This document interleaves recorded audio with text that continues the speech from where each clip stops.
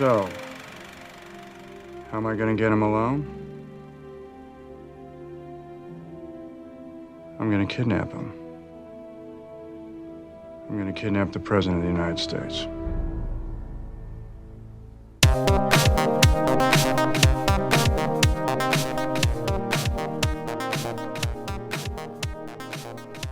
Did he really kidnap him? Did he really? I don't think it would have been as dramatic if he said, hey, I'm going to show him a cool map and maybe take him through the bottom of Mount Vernon, and then I'll just, go the other way, right? But that was not a kidnapping. No, he showed him a really cool secret passageway. It was not a kidnapping at all. He should have been thanking him. He didn't know that cool thing was under his house. A history buff like that guy? I mean, that's like, happy birthday, Mr. President, right? Best gift he got all day. He was privileged with Benjamin Gates' presence there, am I right? Yeah, for real. So, welcome back. This is the Last Row Podcast. This is the first episode of our Summer of Sequels. This is episode 134. If you're new to our show, check our website out, thelastrowpodcast.com. Follow us on all the social channels at The Last Row Pod, including Threads now, Badway. I know it's 2023, but we're on Threads. I don't know what a thread is. Check our Threads out, facebook.com/The Last Row Pod. Check us out on Spotify, Apple Podcasts, and YouTube. Hit the subscribe button. And if you're enjoying the show, please consider leaving us a 5-star review. Thanks to everyone that did so far. Nicolas Cage, my friend. Cage in National Treasure 2, Book of Secrets. You know, I for pretty much half my life thought it was Book of Shadows, but I think that's the Blair Witch sequel. I think that's true. So yeah. I don't know. They could have been Book of Shadows. I don't know. Could have been a cool story. It could have. I mean, there was some. There's probably shadows in there. That's for sure. Shadow government. I don't know.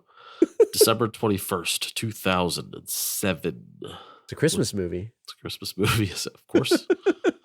Yeah.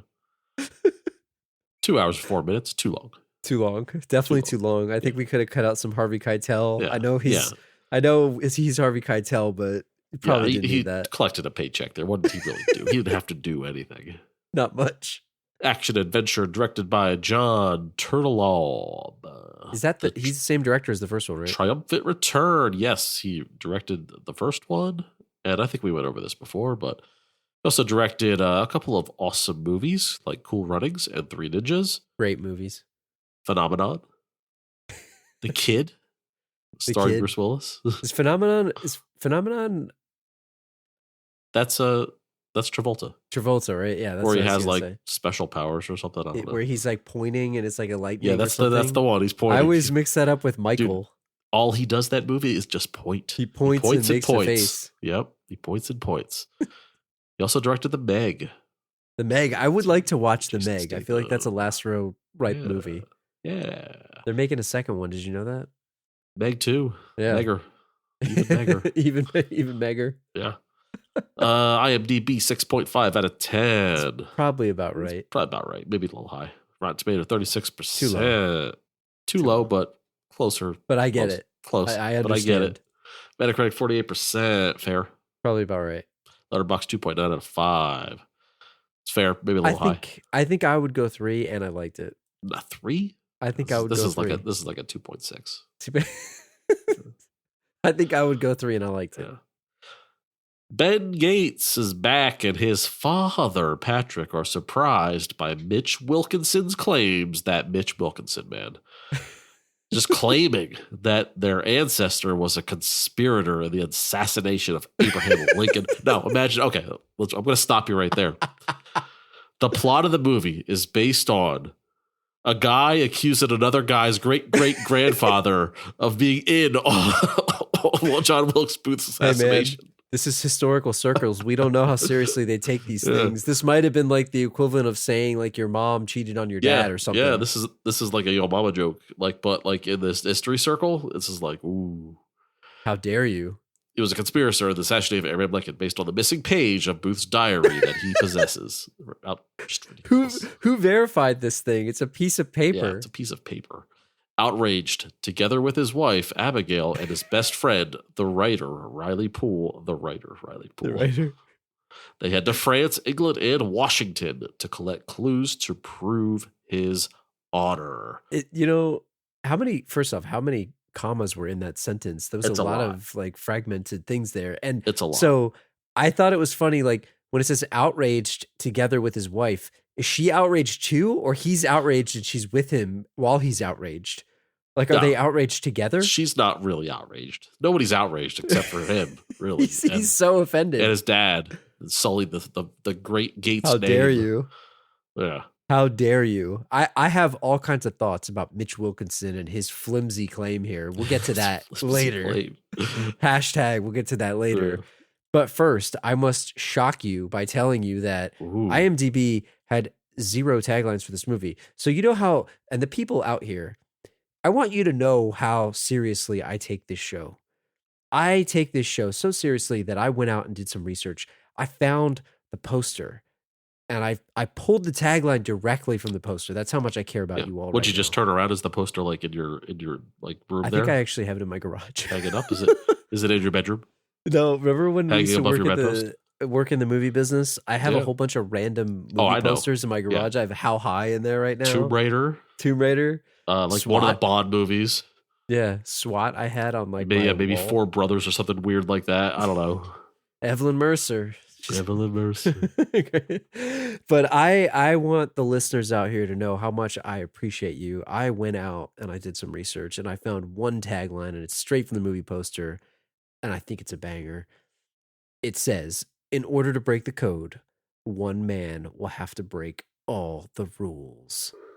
It's pretty Not good, bad. but it's also kind of generic. Yeah, it You is. know? You could put that on any movie poster. You can put that on the first one. Yeah, you You put know? that on Da Vinci Code there. Yeah. So that's the same one, right? Although I don't know Yeah. if he broke any rules. But anyway, they spent $130 million on this thing. Not a little amount of money. It did not do well critically. However, it did really well with the people. It grossed about $460 million, which is not bad for what this is. It was a hit financially. Yeah, you slap the name National Treasure on there, and you go hunting for some treasures, and then you got yourself. Of course, people are going to go see it. The Well, holidays too. Yeah. Get out. Christmas of here, movie. of I mean, it's a Christmas Christmas, movie. yeah, You it's a Christmas push this out right around that time, and we'll talk about Nicolas Cage in a second. But he was right at the cusp, and we'll come back to it in a second. But this movie was nominated for a bunch of awards. I disagree with some of these. Nicolas Cage was nominated for a Razzie for Worst Actor. It was this and Ghost Rider. And then Jon Voight, who I actually do agree with, was also nominated for Worst Supporting Actor. I did not think Yeah. Jon Voight was very good in this at all. No, and I think Cage got like a little bit of the rub of Ghost Rider on him Yeah. to be nominated for Worst Actor. But Jon Voight, I feel like Jon Voight cares like every I don't know, third, fourth, or fifth movie Yeah. he does. Like he doesn't really care. Like, remember James Caan? We talked about him in the program. Yeah. Like, he just kind of, I guess I'm in this movie right now. That's how I felt about Jon Yeah. Voight. He just looked bewildered all the time. That's like the way I would describe him. Do you think he did his own stunts in this movie? Jon Voight? Yeah. Do you think he dove in the cave there? I saw something about how in the end, apparently he was supposed to get stabbed. And they decided, I think it was Turtle Top, decided that was too dark for this movie. So Ooh. they sort of took it out and they CG'd over the white shirt where there was blood. And then he was also cut from a lot of the ending of the movie because they didn't want people to think like he was dead. So Oh wow.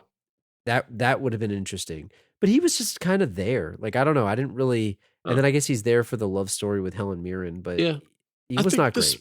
This movie could have used some peril. I could have It used could've. some. I could have used some. I thought he was dead. The stakes or were not high enough. this guy might die. I'm worried about him. Yeah. The stakes were Yeah. not high enough. Sean Bean was about to murder Like- everybody. Yeah, like they should have come out of that tomb at the end of the movie with somebody being airlifted to the hospital. Yeah. But like they get the thumbs up, they're good.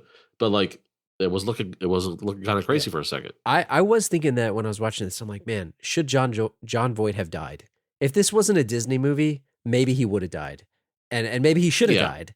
Like, Yeah, there but wasn't, the stakes were not high enough. And doing what he loves. Yeah. And like restoring the honor to his name.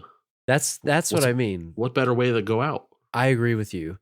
This thing was also nominated for a Golden Trailer Award for Best Motion Title Graphics. What? I don't even know. I'm trying to think of the motion title graphics.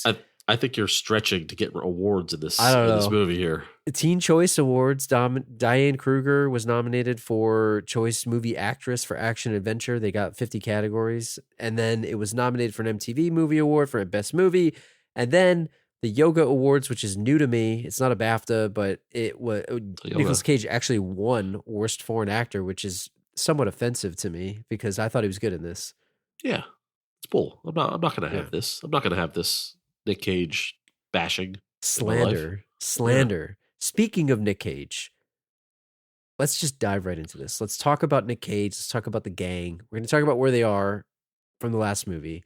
But before we do that, I want to mention to you, I was looking at his filmography and, I think people are coming around on Nick Cage again. I know we've got people out there that are anti Nick Cage.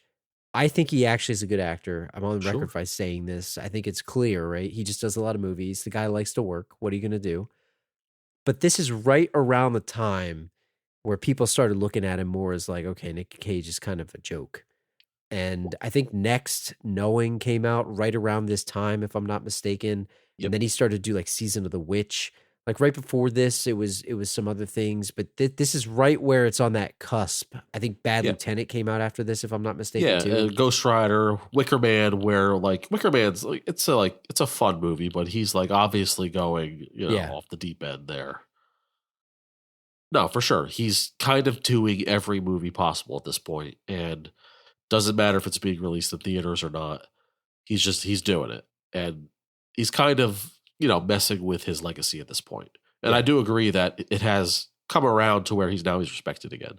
Yeah, which he deserves the respect because he's done some good movies, I think, personally. I also get why people were a little down on him, too, because it's kind of, he was playing some ridiculous characters, and some of these movies were not very good. Yeah. Whether he was good in them or not, they weren't the greatest, and we can admit that here. So, by the way, I just watched Renfield last week. What did you think? I haven't seen it. He deserves an award for his performance. He's not in it that much. He's in it enough, but not in it that much. It's more about the other guy, and more about Renfield, obviously, the character of Renfield. I thought the movie was kind of weak. Like, it was okay, but the Cage scenes were like award worthy for sure. He looks off the he threw himself into the character 100%, and you can tell he's having fun. And he was so good. So over the top in it. Yeah. Like, especially the faces of him making Dracula faces in the trailer. And he's able to do that accent, the Dracula, the whole Pretty Dracula thing. Yeah, he was great. And I just got to give him props. The movie would have been nothing without him. The last one that I saw with him that I really liked was Unbearable Weight of Massive Talent. I thought that was fantastic. I really liked that movie a lot. And did you watch that yet? Yeah. Oh, yeah. I thought it was great. Pedro Pascal was awesome in it too. It was a fun movie. Like, it's sort of a play on Jean-Claude Van Johnson in sort of a weird way, but like, we're fans of Nick Cage here. We're not afraid to admit it. I like some of his bad movies, so that's like, what are we even talking about? Yeah. Let's talk about Benjamin Gates, the character, right?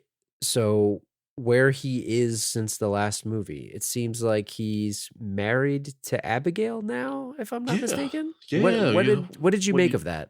When you find the national treasure, that it's like a bonding experience. You get she married. Was the national treasure, and if you have a bad relationship, as we find out in this movie, if you find another national treasure, you reconcile with the bad relationship that you had. It's like, because you go through it. Is it every other? So the next one they find, so that in a year they're gonna break up again, and then they're gonna have to go find another treasure, and then they'll get back together again. That's how this works. I think she was the national treasure all along. That's the truth, right? Oh. So, was it believable to you that these two are together? Because to me, it's not. I have a serious problem with the beginning of this movie where they're separated, right? Right. So Nicolas Cage. Ben Gates in National Treasure 1 gets this big treasure. I think he gets 1% of it, he said at the end of the movie, which is like, I don't know, a freaking $1 billion. Who the heck This knows? is the one under Boston, right? Yeah. So he makes all that money. We see this amazing mansion, this palatial estate, right, that he is kicked out of. And all along National Treasure 1, Diane Kruger's character, what's her name, Abigail? She's like wet blanket character. She's against the stealing of the declaration. She was not in on the plan. She was begrudgingly dragged along, right? She's not about the hunt. She's about the history, but not that. Right. But she would rather us not go through the stealing of declaration or finding this tomb. But all of a sudden, they get married. She enjoys the spoils, Drew. Yeah. Hey, And she kicked him out of the house, and now she's enjoying the palatial estate. What's that about? I don't like it. I don't like it. What did she should leave? It's going to be a deep cut, but I'm thinking about Batman Begins, Flash, he's like, what's the matter, Jimbo? You don't like the taste? She liked the taste. She got a taste. She liked the taste. Once you get a taste, Jimbo. Yeah, but if you're gonna divorce this guy, or separate, like it's his treasure. Why are you benefiting off of his treasure? True. Like, I know marriage is like 50-50, who knows? He should have signed a prenup. But were they the married? Treasure in there, but that's all. That's all. Were they actually married? I know that the synopsis says they were, but I don't think they've said it, but I assumed they were. I just thought they were married together. And separated. Otherwise she would have no claim to that house. I do agree with you, though. It's like they were on the verge of this divorce the whole time. I just don't know that they would stay together. Like, you're right. The thrill of the chase, the hunt, whatever it is, maybe they bond over this thing. But when push comes to shove, this guy's going to keep talking about wacky treasures, and she's just all about the history of it. And I don't think it's going to match. We talk about this a lot in movies, and these relationships that are formed based on these traumatic events or characters going through something together. But what happens after? After the credits roll, 6 months down the line, after this big experience where, one saved another's life, they're just themselves back again. And if they didn't get along before, they're not going to get along 6 months later, right? The honeymoon phase, as they say, will wear off. Yeah. Is he going to the grocery store on a Tuesday to pick up eggs? No, he's going to make a treasure hunt out of it. Like, he's going to find a piece of paper in the gutter at the Walmart and say, honey, look, it's a treasure. We got to figure this out. It's hidden in the stock room. Like, she's not going to be about that. Yeah, she's going to her job to go analyze some papers under a microscope. I don't know. I don't believe in it. And we get into this with the new character, Helen Mirren, and John Voight's ex-wife, Patrick Gates. Same thing. She's like an archaeologist. What is she, like, decipher language or something like that? Something around like runes and different language hieroglyphs. So her character, like the Abigail character, is all about the history, right? Cares about the history. Whereas these wild Gates boys are all about the treasure hunt. And even if they're right, and they were proven right that the treasure exists, they sound effing nuts when they're talking about it. And you're sick of it. The treasure, the treasure, the treasure. Shut up about the treasure. You can't live with these people. I don't blame them for being divorced. Do you think they're also like hunting women too? Because it's like, you know what I mean? Like the treasure hunt. You know what I mean? Like they're going out to like hunt for chicks. Oh, MILF hunter. You know what I mean? That's what I mean. Like, because I just imagine them like they're bored, right? They're bored with the everyday life. So when they're bachelors out of the town, is that like their joke? They like do the elbow to each other. Hey, let's go treasure hunt tonight. Let's go treasure hunt tonight at Bob's Tavern. It's out at Studio 56. I think I do. I think that's what they do, and that's why Patrick Gates. They're at the bar. Hey, treasure at 6 o'clock. That's what I mean. I feel it's real creepy. It's real creepy too. Can't you see John Voight doing that? It's gross. It's real gross. Allegedly, I don't want to get super slander here. So Ben and Patrick Gates, and then Riley, the friend. They call themselves the treasure hunters. Yeah. And they go out trying to pick up women. Do we need to see that movie? That could be a movie. This is 2023. We can't talk about that right now. So I think Ben would be good at picking up women. He's a smooth talker. Well, he knows how to talk. Riley is like a classically handsome young man, but he's a geek, and like he's terrible at he can't talk to anybody. But like if you just shut up and like use the looks, he could get. And then obviously, John Voight's character, he has this like he's not good looking, right? But he has this thing, right? He has it. Doesn't he have it? He does. He does have it. Like the ladies that have are like either younger girls that have like an older guy, an attraction to older men. Like Yeah. Like say there's a 35-year-old, right? Yeah. Who's into older men, like this 60, 65-year-old Jonathan Voight. I don't know. There's something about him, right? He's got it. And then like if there's someone his age, like for sure he's got it in the bag. He's got it, man. Yeah, he's got it. He's not good looking at all. I think we talked about this before. He looks like a snake, like a human snake. Yes. But it doesn't matter when you have it. Isn't he in Anaconda too? He is, right? He's like one of the bad guys. Yeah, exactly. Yeah, just like Angelina Jolie. Angelina Jolie is not a classically beautiful woman, but she is beautiful, right? She looks like him though. But she also has it. It is in her genes. I mean, she literally has it because he gave it to her. Yeah, he gave it to her. It's in her genes. She passed it. He passed She was it down. she was bored with it. I agree with you. I need the movie of the Gates. The treasure hunters. I feel so dirty even like saying it. It's like It's so scummy. Group of guys giving themselves a nickname, going out of the town to prowl for women. So gross. Hey boys, there's a lot of priceless treasure in this bar. They walk in. It really Slick is so back hair, trashy. sloppy steaks. Slick back. Oh man. Oh, my man. God. Yeah, don't slop it up, boys. Can't stop him from ordering a glass of water and a steak. So You can't stop. so I don't know, but Abigail sees something in him, I guess. I don't know what, but He's a smooth talker. He's a smooth talker. what do you think about this separation? You mentioned it a little bit, but like wasn't there terms of she was going to get the tables and he was going to get that? Like you're right. Yeah, the furniture. Yeah. The money and all that. It was really his approach to why they even had any of that in the begin with. So yeah. I don't know if we speculated this on our original National Treasure episode. And it goes without saying, by the way, we talk about Summer of Sequels. We did National Treasure. Go back and listen to it. I believe it was episode 47. I'd have to check. But who knows? I think we speculated on John Voight's character being a good father or not. I think we got the confirmation that he was not a good father by Helen Mirren, if I'm not mistaken. Yes. Would you agree? Yes. Yeah, she was talking about, someone had to grow up and raise our son because he's out there chasing treasures. We don't, what treasures? We don't know. Again, could be real treasures, could be gold, could be ladies. We didn't know what he was chasing. But yeah, he was out all the time talking about these crazy conspiracies and not based in reality where, we have a son, we have to raise him and make sure he doesn't grow up to be a psychopath either. Mission failed, right? Yeah. Just as crazy as his old man. So yeah, bad father barometer all the way. Episode 45. I just looked it up. I'll put it in the show notes if you guys listen to it. We'll have the schedule for sequel of Summer of Sequels as well. But episode 45, and man, we're like almost 100 more, and we waited this long to do this movie. I'm glad we did it. Yeah, we gotta let it go. What did you think of the romance with Helen Mirren? Like, did you think it was necessary? Yeah, I was kind of happy that they I liked reconciled, but at the same time, when they first met each other in the room again, they were arguing right away. This is not lasting. This is not lasting. They almost died in the tomb.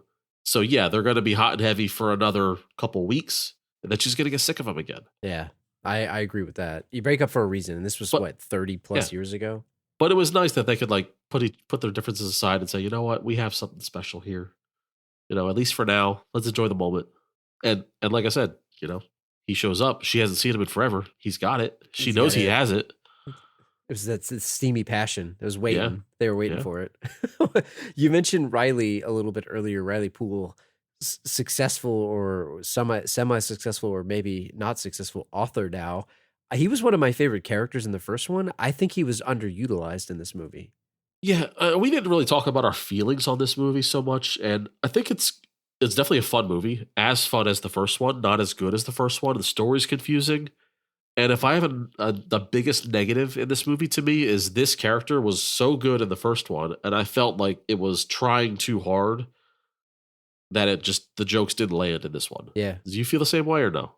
I did, and I feel like they didn't give him enough. Like they made him hack the security system at the Buckingham Palace. Yeah. That was like a little bit of the tech stuff he did, but for the most part, they kind of used him as like the butt of the joke, where he was like this author that had these conspiracy theories in this book that he wrote. Nobody read it, but then all of the stuff sort of came true, which I did like that aspect of it. Yeah. But I agree with you. But yeah, it was the same type of character as the first one, and the sarcastic humor. I'm the fall guy, this and that. He always has a comment to make, but I felt like he was just funnier than the first one. Yeah. You said this earlier. He's got the eyes, right? In the first movie, the thing that I noticed was they gave him the Coke bottle glasses, like the whole movie. And this movie in particular, I felt like there was a lot of scenes where he had that smoldering look at the girls, where he had the eyes going. He had the blue eyes. He was trying harder to be more desirable, I guess you could say. Yeah. MTV Movie Awards, most desirable male. Yeah. Maybe that's the thing, is where he's playing this geek character trying to be desirable, and maybe it makes him less likable. I don't know. To me, I don't know. Fair enough. Yeah. I thought it was an interesting thing to make him an author, and he was the butt of the joke. But no, it was set up properly. I didn't think it landed, is all. Yeah. I'll say this. You mentioned it just a minute ago. we didn't really talk about our feelings on this movie. I definitely like this movie. I enjoyed it. It was fun. But as we started to do the notes for this thing, man, the plot holes just started to unravel. Like the first one, and I think we could talk about maybe our comparison, but the first one made a lot of sense because it was like, hey, they're going after this hidden treasure.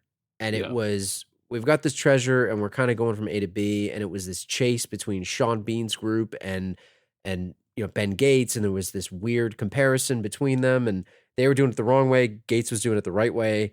But you knew what they were going after for the most part. They were chasing it. I feel, I don't know if that's incorrect, but this one was like, and we'll talk about this. They open with this ancestral scene of his like father.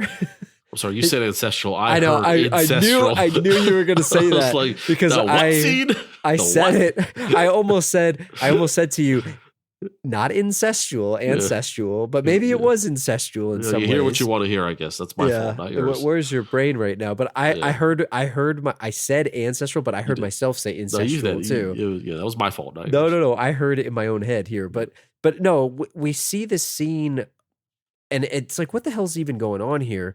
But it's Ben Gates, I believe it's his great-great-grandfather witnessing his great-great-great-grandfather deciphering some type of code on John Wilkes Booth's journal. Yeah. Like what? You guys know me. If you're a listener to the show, you know that. So sometimes I'll watch a movie and have to rewind it because I'm falling asleep, or like I'll watch a movie and like just not get it. And I'm pretty good at getting movies, but if I'm like tired or if I'm watching a movie at 2 a.m., I'll miss things. I was fully awake and attentive watching this movie. It was right the smack dab in the middle of the day on a weekend. Couldn't be more awake.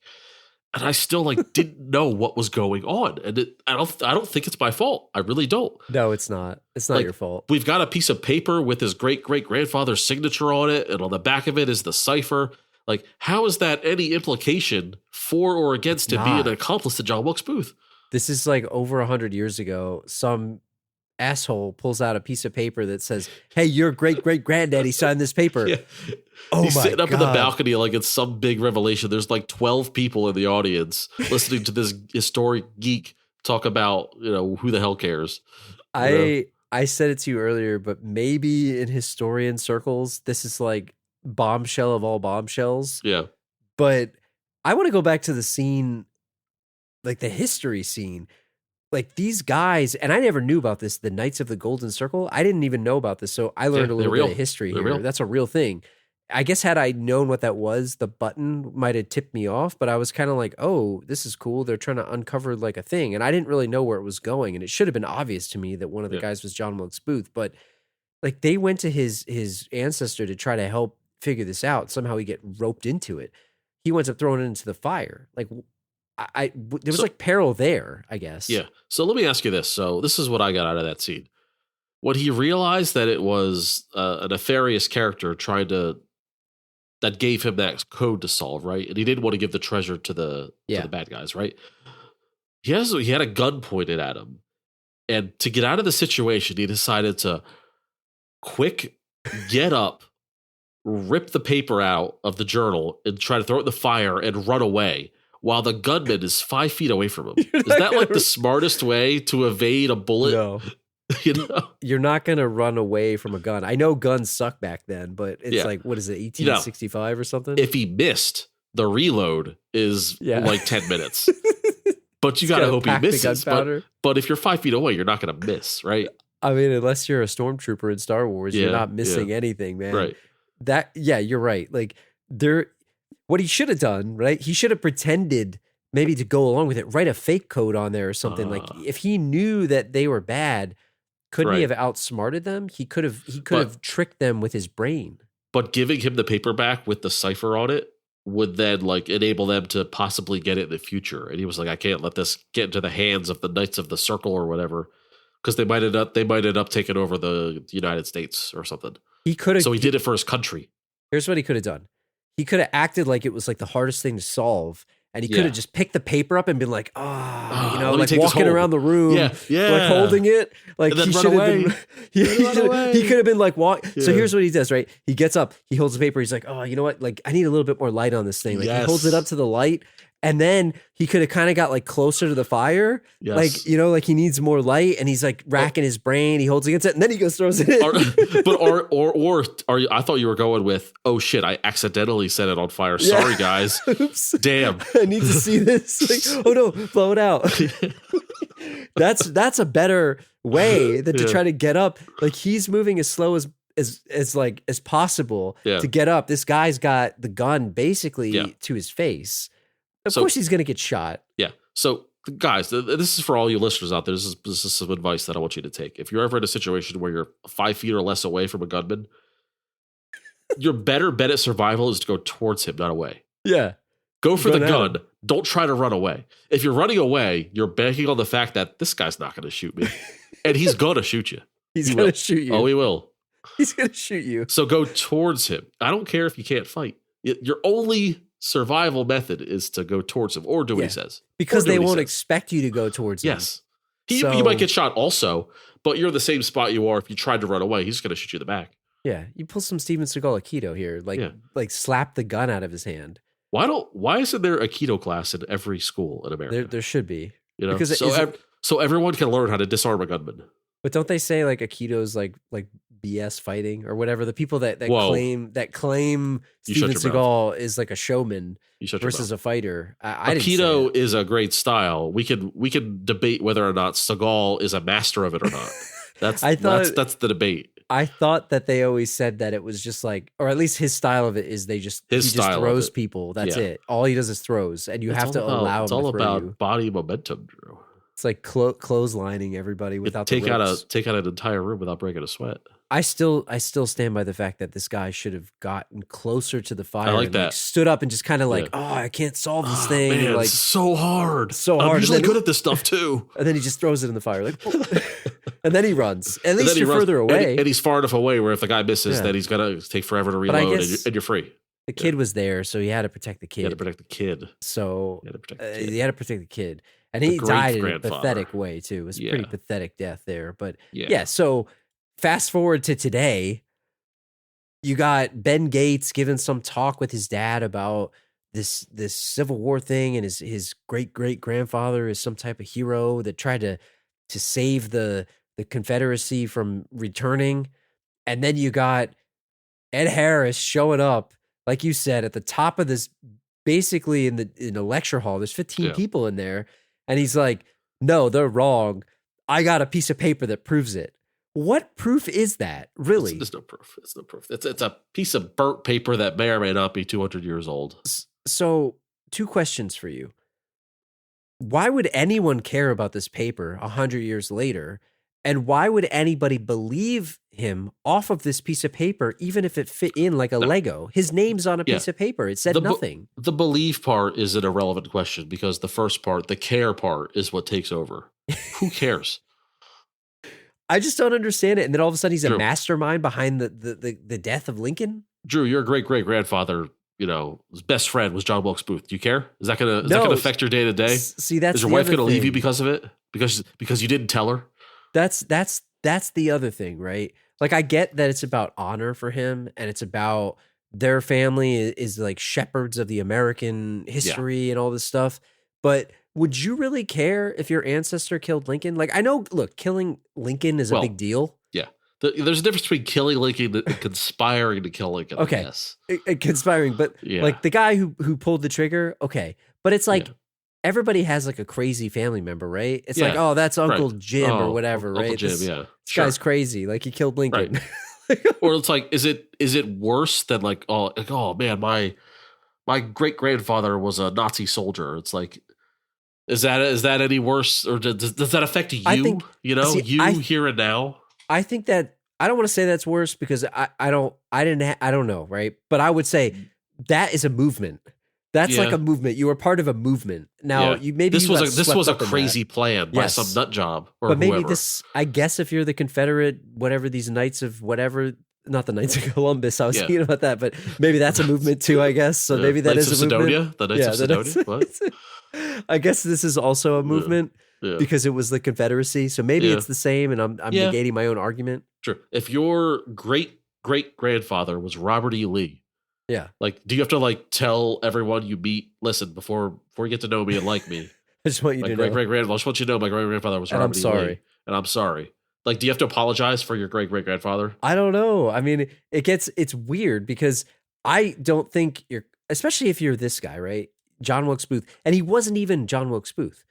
They lied and said that he was a guy that hung out with John Wilkes Booth and like conspired on this whole thing.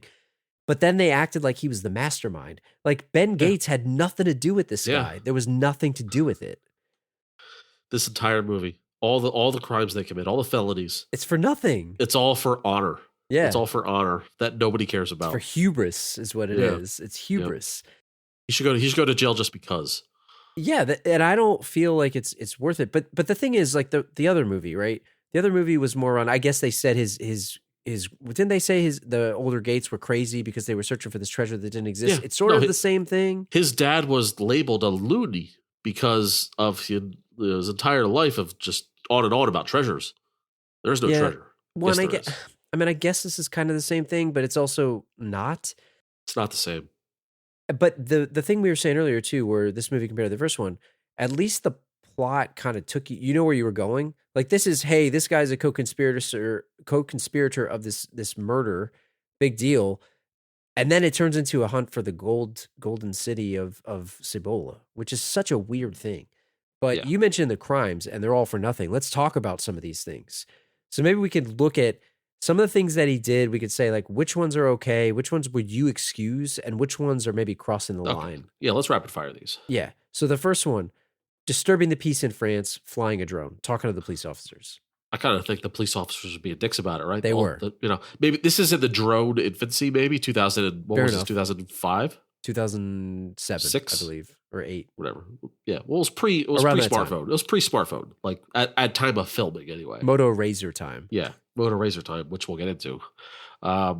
This is a non-crime. He's just flying a little helicopter, trying to get a closer look at the Statue of Liberty. That's, by the way, I learned that there's more than one Statue of Liberty. That's news to me. Is that that's true? great. That is true, right? Probably true. Yeah, I'm sure, a it makes stupid sense. American, so I don't get know it, anything.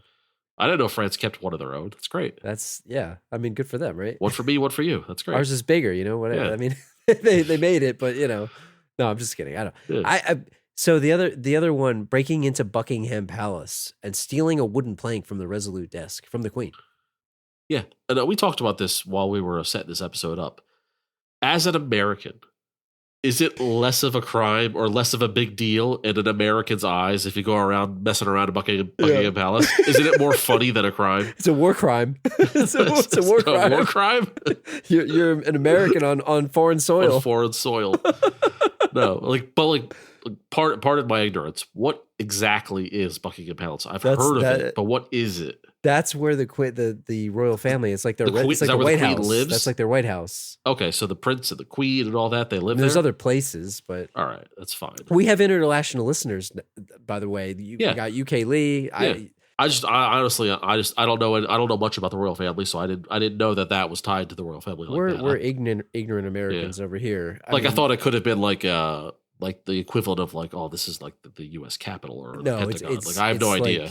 It's like their the estate. It's That the makes sense. palace, Okay. right? All right. But yeah, the desk was there, and he The pulled Resolute like desk. you said some Resident Evil stuff, trying to get that thing out. Oh man, that was a straight up Resident Evil puzzle waiting to I happen. like that. I like thought that it was puzzle. awesome.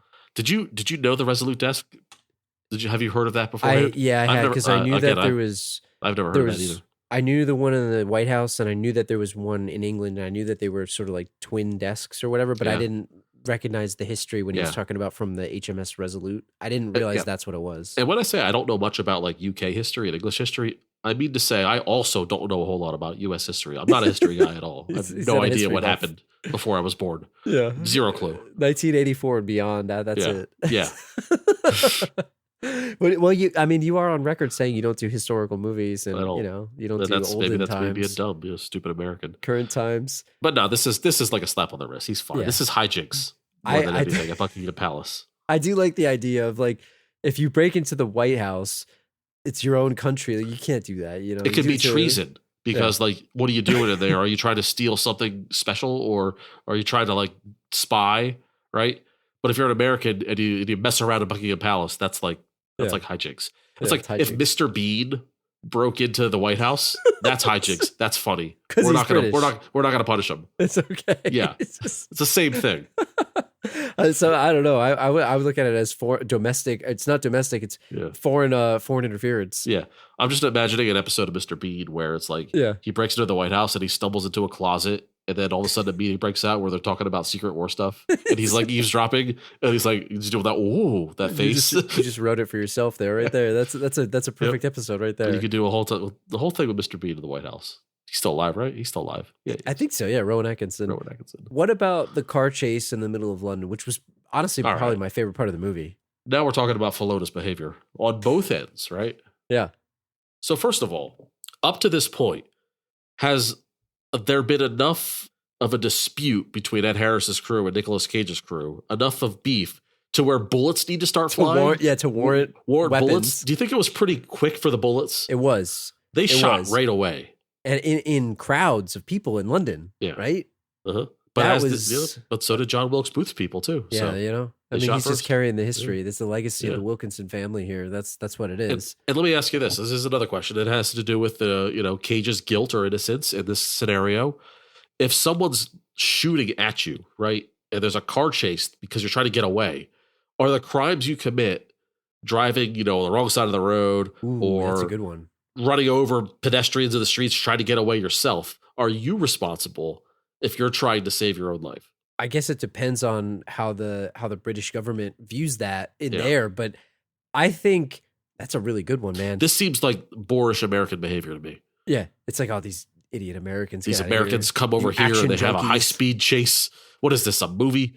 What is this? Action junkies. Oh, man. Meanwhile, Italian Job, right? Like, but the remake. But yeah, but I agree with you. Maybe if you are escaping, you're just running away. You just had to drive a little faster. Right, but you can't run over a pedestrian on your way to escape. Does your insurance go up when they find out that you jacked up the car? It's like, no, because it's England. It doesn't matter because it's overseas. Yeah.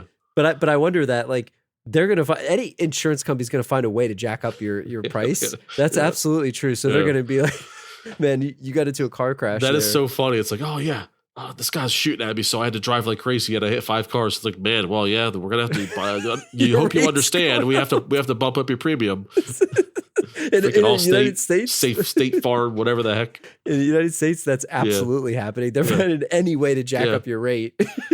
Man, that's really crazy that like you had to escape all that gunfire and those people chasing you, but you did bag into 5 other cars. Your 6-month premium is now $5,000. So it's well, I wanted to ask you this too, because I think you said this. I don't remember. It was probably 100 episodes ago, but you had mentioned that you felt like you could outrun the police. Yeah. If you got into a car chase with the police in your home city. In my home city, because I know all the secrets. I know all the shortcuts. But does it have to be I know where to hide. The home city cops, or are you talking about like a FBI guy or something that isn't familiar with the area? Like not local police. Maybe like the neighboring town, right? Okay. If the local city police were chasing me, then they have the same advantage I do, and probably a faster car, right? Okay. Yeah. I'll say from any other police outside of my hometown, even if it's the neighboring town, I got them. But what about Ed Harris here? So this is neutral territory, right? This is no home field advantage. You're in London. So you got that sweet Mercedes. Yeah. This is where the chase would go less than a minute because someone's going to bag up their car because they don't know the roads. They're driving on a different side of the road. Yeah.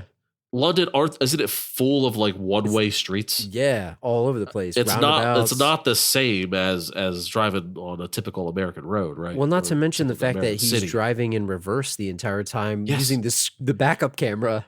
Like one of the first ever invented backup cameras, right? From 2006. When they first started putting them on, it's all blurry. Right. Like I was impressed with his driving. I would want to try that. Like I would if in a safe environment, could I navigate driving backwards just looking at the dash cam? I'm going to tell you I couldn't, because even in a video game, you ever try to reverse and drive? for long periods of time, I always mix up left and right because it's the opposite. That's true. And also, when you're backing up with your car, typically, do you use the camera or do you still look backwards? I do both. I look backwards all the time. Yeah, it's a habit. I've rarely used the camera just because it's because I'm, I was born in that era where it didn't exist. But what is the accepted way to do it? What's the right way to do it? Like if you go to driver's test, and let's say you're sitting in the United States here, right? We're talking about American driver's test. If you use the backup camera, are they going to fail you? I mean, we've been driving for a long time. I think it's whatever gets the job done. Is it encouraged? I think it's whatever gets the job done. Because in the past, I remember it would be like, oh, don't do this or don't do that because that's the incorrect way to do it. Yeah. I wonder if they would fail you. I don't know what the accepted way is. No, I don't think so. I think it's whatever gets the job done. The backup camera is to be used as a tool. It's just it might be better. I grew up. I didn't learn that way, so it's hard to break the habit. It's like I'm imagining put the hand on the other seat. That's exactly it. Because it's I don't trust this machine. This it's a camera, right? It's a camera. It's not a machine. Yeah, it is, but it isn't. If they're giving you someone's hacked into your feed there. Yeah, it's one of my old man qualities for sure. I don't know that I could outrun Ed Harris. Like he was a man on a mission there with the guns. Ed Harris to me looks like a guy who should be chasing you by helicopter, not by car. Doesn't he seem like the type that would be chasing you by helicopter? He does. Yeah. What about breaking into the White House? So we talked about breaking in. So you're on the record of saying it's treason. Hijinks, right? So it's treason here. If he does this. If it's an American, it's hijink. It's treason. It's treason if it's an American. Now, what about kidnapping the president? And I put kidnapping in quotes because I think they went on an adventure together. He never did it. Yeah, they went on a cool history lesson. Yeah. He showed him the basement of Mount Vernon is what he did. Otherwise, the president would not be cool about this. Even if it was he had no intentions at all to hurt him and he didn't hurt him, right? Yeah. Even still, if the president had a bad attitude about this, he's going to jail for life, right? Absolutely. Even if it was Guantanamo. Even if he was so nice about it, even if Cage, his character, was so nice about it, he's going to Guantanamo Bay. It's over. What about the fact that shouldn't it have been a red flag? Like he knew who he was. He's like, oh, you're that crazy treasure hunter. Yeah, you're that crazy guy that stole the Declaration of Independence. What are you doing there? Are you going to steal me? Yes. That's exactly what I was going to say. He should have been like, you here to kidnap me? Because why else does he randomly show up to a party? The number one suspect to possibly kidnap the president is Ben Gates. Of all the people in the world is Ben Gates. All the people in the world. Like I'm talking more than foreign terrorists. Yep. Ben Gates at your party? It's like, all right, Secret Service. He's probably going to kidnap me. You know what? Maybe keep an eye on this dude. Yep. Because he's probably going to kidnap me. That's the one guy knew. He tried to go in the hole with him, and the president was like, "No, back up, man. Get out of here, buddy." The guy knew. He knew. Yeah, I like that part. I like them going through the little catacombs. Yeah. And then what about him trespassing in the Library of Congress? It was like a restricted area, but I guess he had the okay from the president at that point. Yeah, that's probably it's like a high class misdemeanor, if such a thing exists. Not quite a felony, I feel. One other thing, I should have mentioned this during the kidnapping of the president. I should have said this. I was thinking about this before. Like the president, and we mentioned it in the beginning a little bit. He didn't have to say like, "Oh, you kidnapped me." He's like, "Oh, they're going to be after you when they know that you kidnapped me." It's like all he had to do was say, "Hey, like he had to go. He had to go this way. Like I'm good, dude. He didn't bother me." Why did they have? Was it to protect the secrets of the book?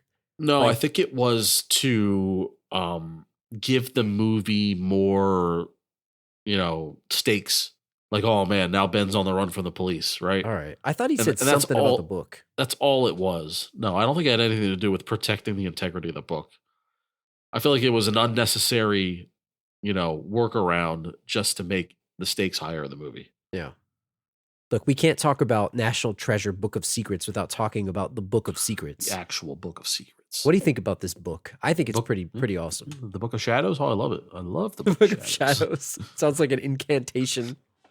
Well, it was. This is very interesting. I found an article I shared with you actually about, and maybe we can link it, to where the prop master was talking about the making of this book, right?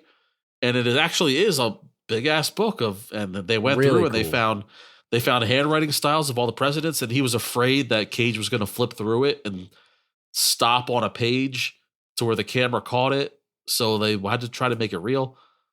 it's an awesome read. We should definitely put the Put link it in up. the show notes. Yeah. That is the definition of extra credit. The guy was like, he might fumble through this page, so I'm going to write 100 pages here. But the idea of it being like a venting journal for all presidents, because the secrets are too heavy of a weight, we got to write them down, is just absurd to me. I mean, what did you think about this book? I wish the movie was more about the book. Like, I felt like it took too long to get to the book. You know, I like the book. And it was so little of a thing for it to be the title of the movie. And it in all seriousness, it's a pretty damn cool thing. Like, the idea of it is pretty awesome. And I felt like it took too long to get to the book. Yeah. And they didn't really use it much. It was like, oh, well, we found the picture of the wood prop in there. That was it. And it was kind of wasted. Like, the concept of the book is really cool. And what was on page 47? The president told him about 47. What's on 47? Now, I asked you this before, and I'm curious your thoughts on this.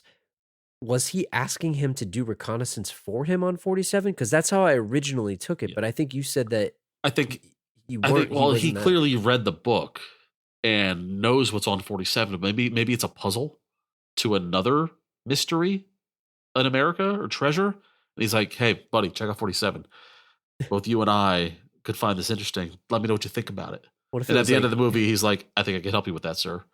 So I think it's some kind of like puzzle and maybe even a segue into a possible third movie. You know what it was? It was all the vintage photos from the OG treasure hunters. From the when Teddy Roosevelt was a treasure hunter, right?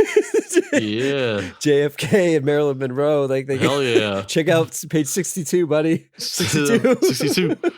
That's what he was doing. Treasure hunters. Yeah, JFK was definitely a treasure hunter for sure. 27. Check it out. You don't want to see what's on page 47, buddy. And then he took a picture of it. But I found it funny that like this super secret, can't let anybody know about it. We can't even tell you that the book exists. Isn't like in the White House. It's in a place where someone could theoretically break in and steal it. But they have to know the codes, multiple codes. It's a secret area. But I guess it's so like any past president can just go in there if they want to like take a peek at the book or maybe add to it. They can go in there at any time. Well, which I guess makes sense. Yeah, you're in the club. You're the brotherhood of the hood of it. You would think that like every past president is trustworthy, but it really fallen into the wrong hands. Yeah. Like it could be sold for the highest dollar.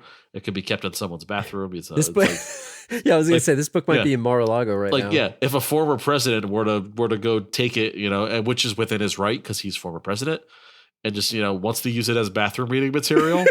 And all of a sudden, it's not such a secure document anymore. Imagine him checking out like in the bathroom. Yeah, sitting there for a few, just reading up all the book of secrets. Yep, bathroom reading material. Leaves page 47 wide open right there, and all of a sudden, everybody knows about page 47. Right next to your FHM magazine and Maxim, that's and right. Whatever magazines used to be back in the day. ESPN, the magazine, the big one, it was huge. Yeah, it was like full on quote magazine size is what it was. But no, I agree with you. I still stand by that all these presidents were treasure hunters, and they just with the club of Benjamin Gates. So I just thought it was weird too, because like I thought he was telling him get the page for him. Like, can you take this picture for me? It's like, dude, just go get it yourself, Bruce. Yeah, Greenwood. He knows. It's got to be a treasure, like a puzzle or something. I thought the concept of it was cool though, because they were alluding to, hey, the Roswell, New Mexico stuff was in there. The secrets from the JFK assassination were in there. The moon landing was in there. Like Riley was like, hey, let's look at this, and then Ben's like, no, we don't have time. And it's true. You don't have time. Yeah. But at the same time, I want to know all that stuff. Dude, it's like so here's the equivalent, right? Let's say you died and a God exists, right? Yeah. You want to ask them all the secrets of life. Like, wouldn't you want to ask them certain things like that? But you only get one question. Right. Like, take the time. You ask the question. Yeah. Like, who killed Nicole Brown Simpson? That's in that book probably, right? Yeah. You want to know. Did OJ do it? We don't know. I would be reading that book. I'd be waiting for them to come. The book. I mean, so if that book became published, you kidding me? Let me ask you this. Would you rather read the book and know all the secrets and then get arrested? Yeah. Or would you rather get the thing you need and put the book back and then go? I think I'd stay and get arrested. That's a great question. I mean, I guess it depends on the crime, right? I mean, yeah. I would spend, I'm dead serious. I would spend 1 year in jail To read that book? If I could read that book in peace front to back. And I promise I won't tell anyone. Yeah, you promise? I'll tell you maybe. But yeah, but you'll tell me. But I know you won't tell anyone. I'll tell you. I will tell you too. No, you won't tell anybody. I won't. No. I would spend 1 year in prison for it. I dead serious. It's that interesting to me. I think it's worth it. It's worth the prison time. Personally, I'd be so happy, especially if I got to read it in prison. So I'd save it, right? Yeah, you get to. I'd read like one page a day. Yeah. Would you read it all at once? So you wouldn't read it all at once and then reread it? You would have to read it all at once. You'd have to. You got to know. And then you could reread it and be like, "Are you sure?" But hey, just like this guy planting this phony paper on his great grandfather, how do you know what's in here is even real? What if they were making jokes for other presidents? Like, oh, yeah, you know how a guy fake. like Trump, he likes to like exaggerate and like what if he wrote something likes to brag? True? He could have been writing all sorts of stuff like, hey, you know what? Right. Hey, guess what? Yeah, that's how I feel. And we don't know these older presidents. Like for example, like a Taft, yeah, or a Harrison. Like they could have been bullshitters. We don't know. Yeah, they could be making up all sorts of stuff and put it in the book, and then some gullible future president reads it and goes, "Oh shit, no, really? Book of secrets? Really? We got aliens?" And Harrison just wrote it in there. Like, yeah. Wait till they see this in 1965. Him and his other treasure hunter buddies are all having a laugh about it. You know, wait till they see this. It's like a time machine, right? That's page 47. It's a fake treasure hunt. Yeah. It's a fake treasure hunt because the treasure hunters were out on the prowl and they thought, "Oh, we're gonna get these geeks." That's what I like about it. I agree with you though. I would do jail time to read this book, but the question is, man, it's like I don't know. I'm thinking about I don't know if it's Raiders of the Lost Ark and other movies when that knowledge is too much for your brain, like your brain melts. Like, is that too much weight for you to know shocking. that, to know, and you can't tell anybody? Is it so shocking that you'd almost rather not know because then you can't tell anybody? But what makes a president so special that they can handle it and you can't? True. Like I know the weight of the world is on the president. It's hard. Obviously, it's a hard job, but the information overload like that, it's still, he's still a human brain. Yeah. He still could be easily shocked.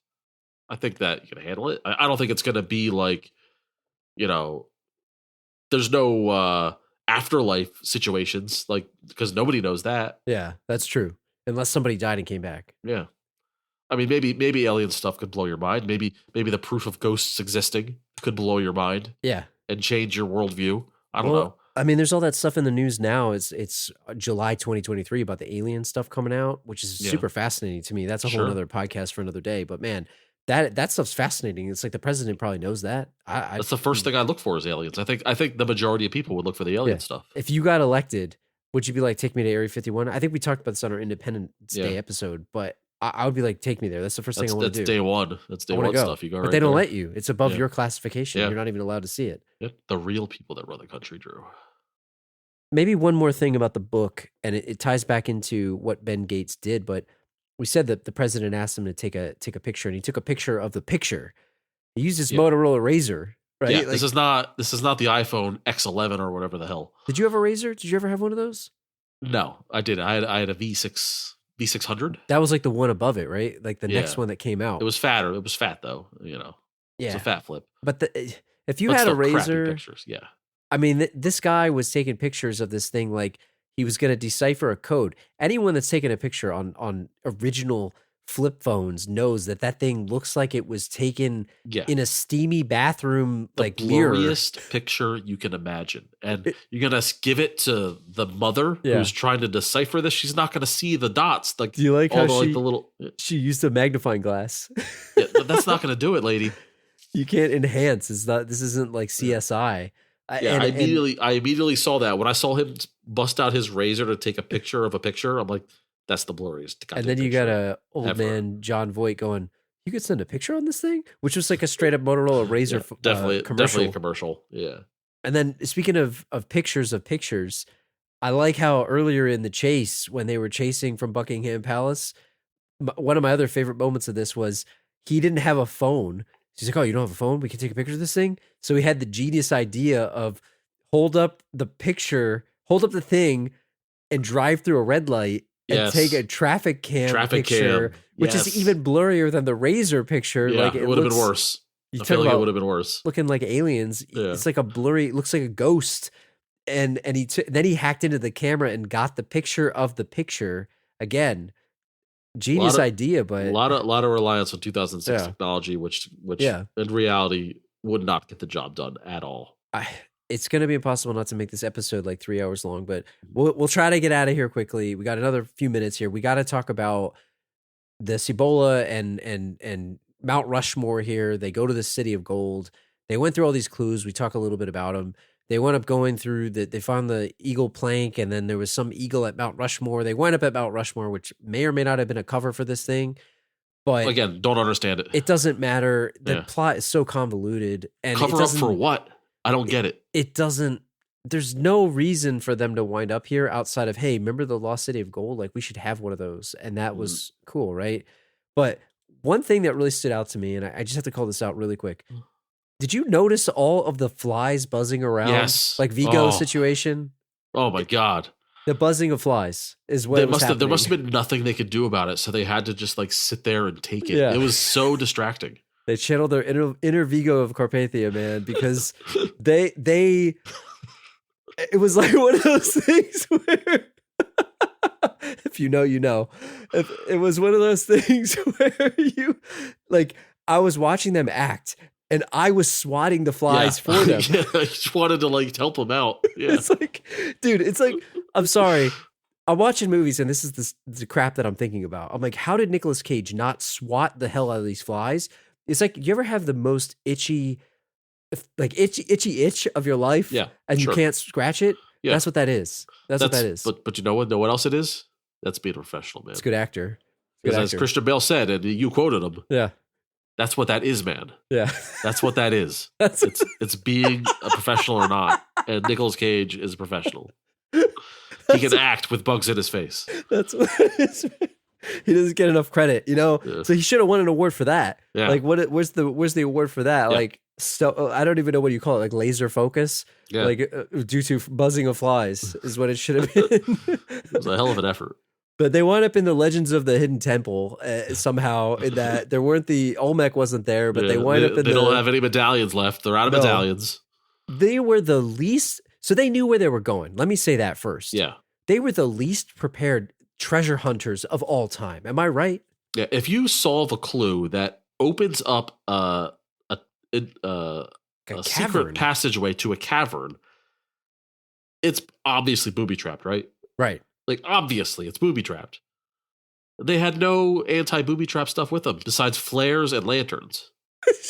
Where'd you get a flare from? I was like, where the hell did he get a flare from? I feel like he probably holds flares like you and I hold freaking our wallets. So shouldn't they have had like a grappling hook or something to climb or like gloves? Have backpacks? They all should have backpacks with things and first aid and the bare minimum, like grappling hooks, yes, climbing gear, stuff like that. They didn't they do that in the first? Sean Bean's crew was decked out. Well, they had all kinds of stuff. Yeah, these they guys had tools. They had digging tools. They had drilling tools. They had lasers. These guys are.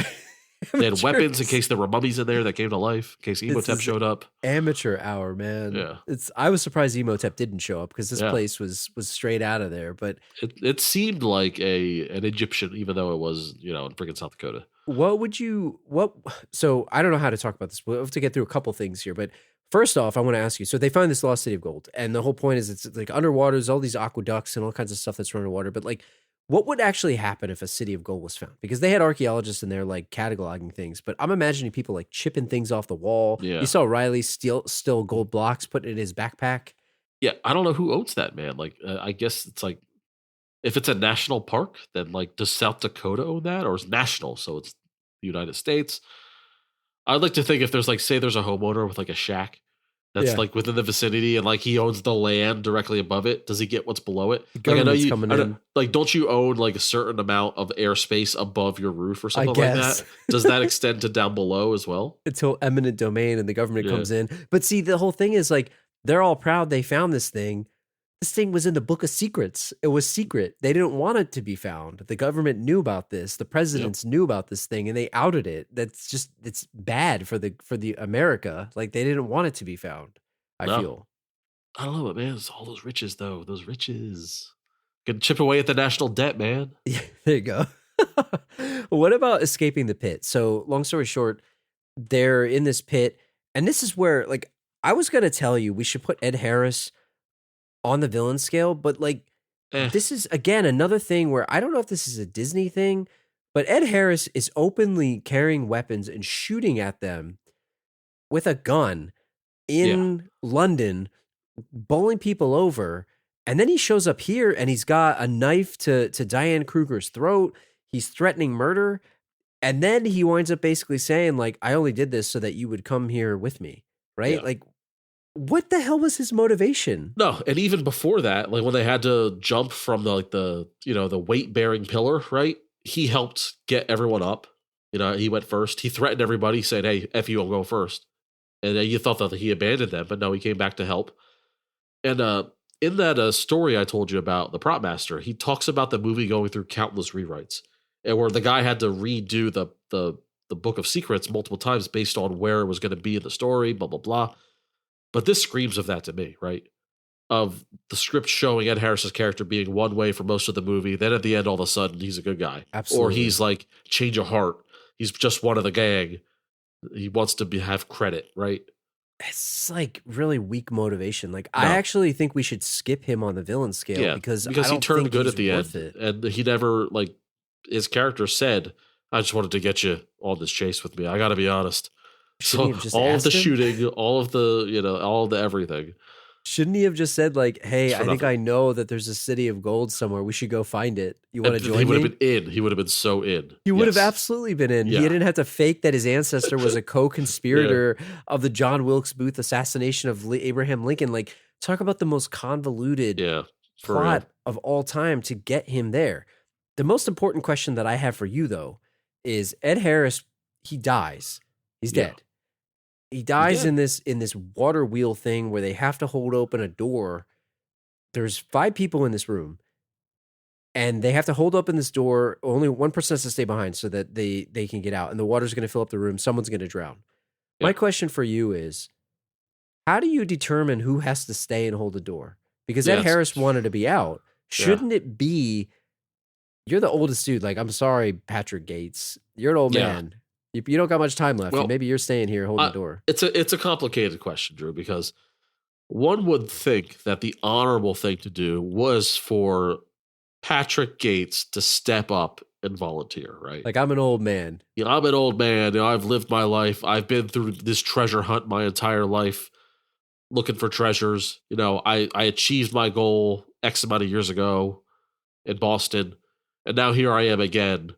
It would be an honor to die treasure hunting, doing what I love. But he's very silent. It's during the because, scene, you know Drew. why? Yeah. He just hooked up with Helen Mirren He's right hooked there. up with the He's got to get his, He's his rekindled wife the back. flame.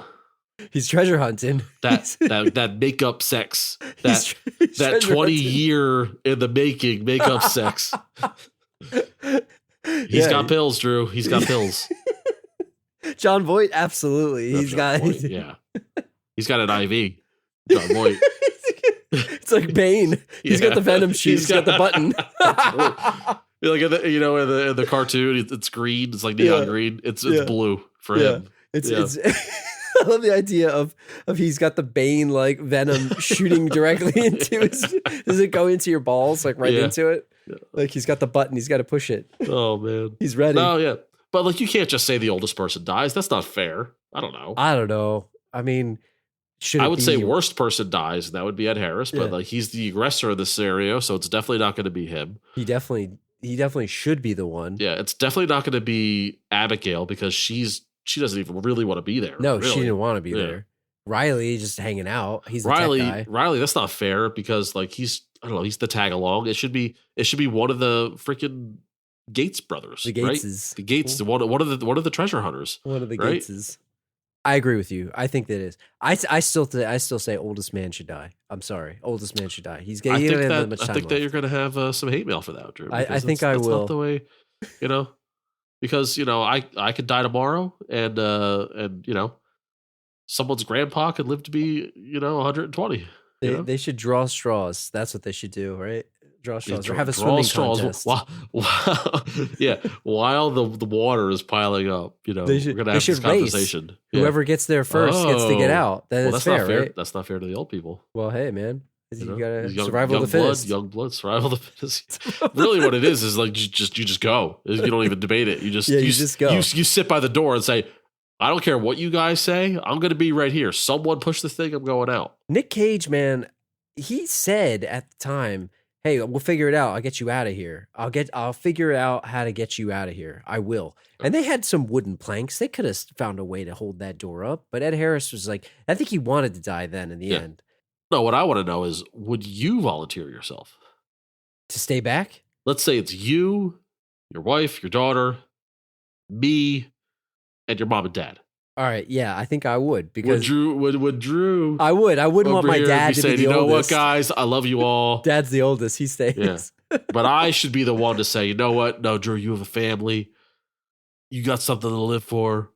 I'm gonna do this. I think I would do it because it's like you don't want your family to die. Okay. If it was a bunch of randos that we didn't know, what somebody else pays. Swim by the door, man. No, but like, how long? The empty gesture of no, you go, no, you go, no, you go, no, you go. Like, how long does that go on before the one person breaks says, "All right, you go." It goes until someone gets sucked under. It's like it's too late. But I think drowning is like one of the worst deaths you could ever have. Like, I think I would not want to die in a drowning. Yeah, it sounds pretty terrible. It's pretty terrible. Like that's one of the worst ways to die. There had to be a way for him to get out. Could he have swim up the pipe? Like the water was coming down. Like he could have went back up top. Yeah, I mean there could have been a flaw in the making of that booby trap. Who knows what those people were doing when they were making it? Yeah. And how long did it take him to pump out the water in that place? That place was completely underwater. They must have got 1 million pumps because they were going to go steal all that gold. That's what they were doing. So everyone in that room stole at least one piece of gold. Yeah. Final question for you, and I think this is an interesting one. Ed Harris did all this, right? He did it all for the nookie. That's what he did it for, right? Come on. He just wanted to. It sounds like all he wanted was to say, when you get there, tell him I found it. Tell him I found it. Like he reminded me of Sweet Lou from Cabin Fever. If you've ever seen that movie, it's the deepest of cuts. But if you know what I'm saying, you know what I'm saying. He made it. Should he have been credited for the treasure? Would you have given him credit after he tried to kill you in London and all these other places, and he tried to kill your wife, knife to her throat, try to kill your dad? I mean, after all he did sacrifice himself at the end. And they would not have found the thing without his clue from his note. Was it the sacrifice that made it? Like without the sacrifice, would they have not wanted his name on there? I don't know, but like don't you have to give him credit morally if he literally was one of the founders, even though he died?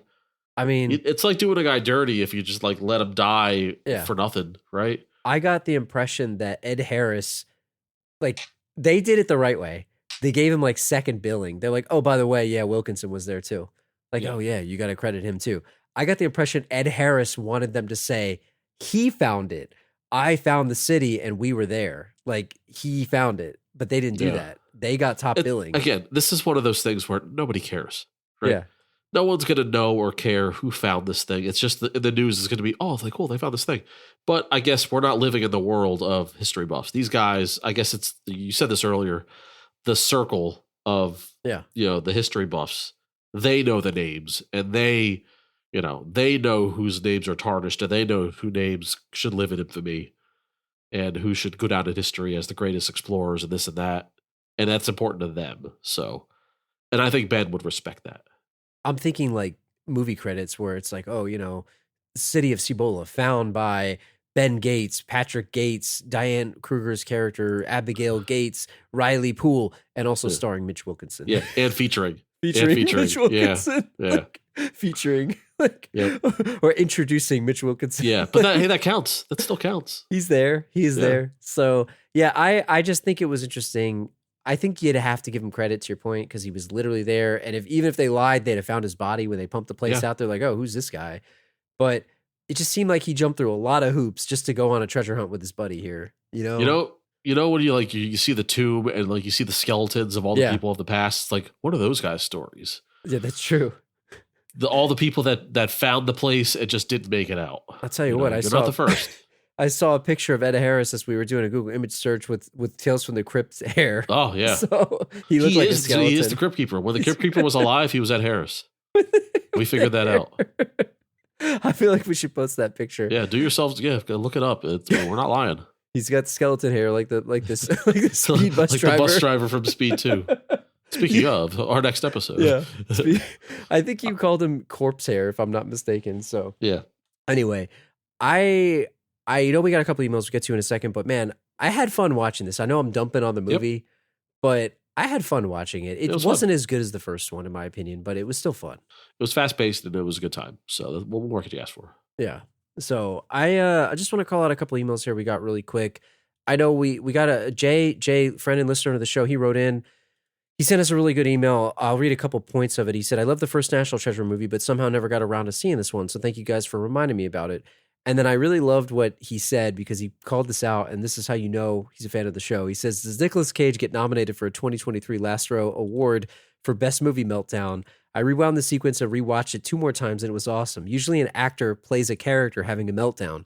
Cage plays a character just pretending to have a meltdown, and it's one of the best things I've ever seen. He's yelling in Buckingham Palace and stomping down the stairs.